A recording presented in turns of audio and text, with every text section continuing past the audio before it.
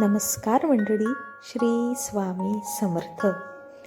श्री स्वामी समर्थांची पूजा आणि नामस्मरण करताना काय करावे आणि काय करू नये हे संपूर्ण माहिती आजच्या व्हिडिओमध्ये आपण मराठीमध्ये पाहत आहे. तर श्री स्वामी समर्थांची पूजा आणि नामस्मरण करताना सर्वात प्रथम मन शांत, प्रसन्न आणि पूर्ण निष्ठेने स्वामींना समर्पित असावे.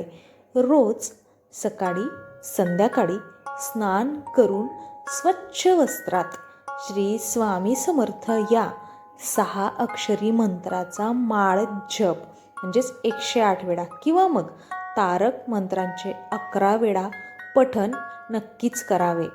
भिवू नकोस, मी तुझ्या पाठीशी आहे हा विश्वास मनात ठेवून स्वामी समर्थांची सेवा करावी. स्वामी समर्थ पूजा आणि नामस्मरण विधी हे सविस्तर माहितीमध्ये आपण जाणून घेऊया. नंबर 1. आता सर्वात प्रथम पूजेची तयारी आणि पूजेचे काही अत्यावश्यक नियम. त्यामधील वेळ. सकाळी लवकर म्हणजे ब्रह्ममुहूर्तावर किंवा मग संध्याकाळी समय म्हणजे दिवे लागायच्या वेळेवर स्वामींची पूजा करणे हे अतिउत्तम राहते. नंबर 2. स्वच्छता. स्नान करून स्वच्छ कपडे परिधान करावेत. पूजेची जागा सुद्धा, जिथे तुम्ही पूजा करताना ती जागा सुद्धा स्वच्छच असावी. नंबर 3. पूजेची मांडणी.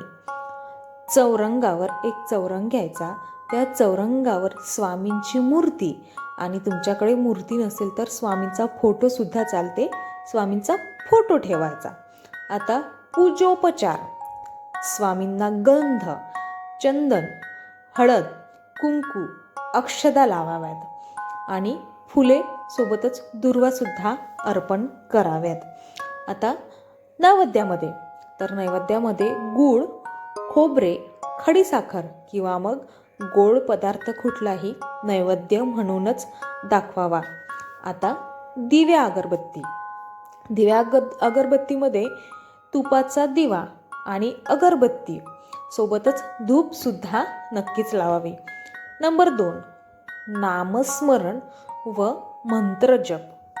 आता मंत्र श्री स्वामी समर्थ हा षडाक्षरी म्हणजे 6 अक्षर असणारा 6 अक्षरी मंत्र सर्वात प्रभावशाली मानला जातो. जपसंख्या. रोज सकाळी 15 किंवा मग 11 माळी जप करावा. एक माळ 108 मण्यांची असावी. हे एक आवर्तन मानले जाते. आता तारक मंत्र. संकटात किंवा मग रोज सकाळी 11 वेळा तारक मंत्र म्हणावा.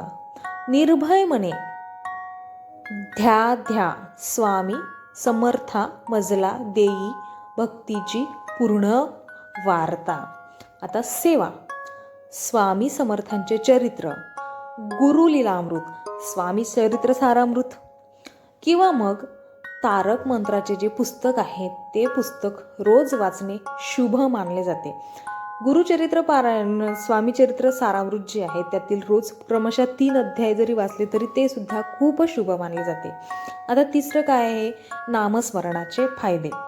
तर त्यामधील एक आहे मानसिक शांती. मनातील नकारात्मक विचार, भीती दूर होऊन तुमच्या मनाला शांतता लाभते.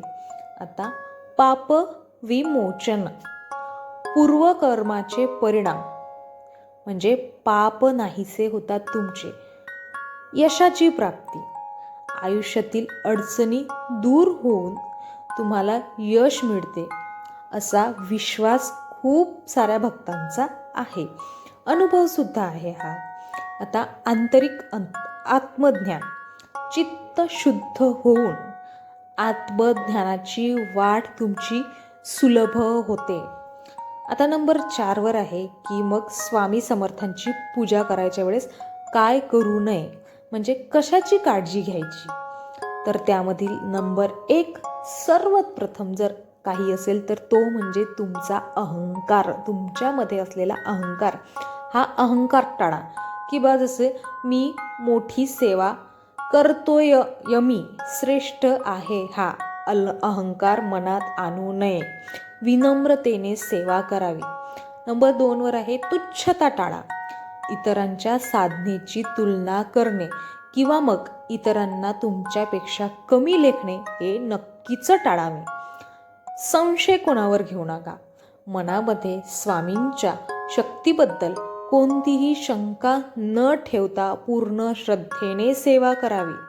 नंतर नामस्मरण फक्त पूजेच्या वेळीच नाही, तर दिवसभरात तुम्ही काम करता करताही नामस्मरण करता येते. स्वयंपाक करायच्या वेळी सुद्धा तुम्ही अगदी नामस्मरण करू शकता. ते तर अगदी मानले जाते. भिवू नकोस, मी तुझ्या पाठीशी आहे, हे स्वामींचे ब्रीदवाक्य नेहमी स्मरणात ठेवावे, म्हणजेच लक्षात असावे.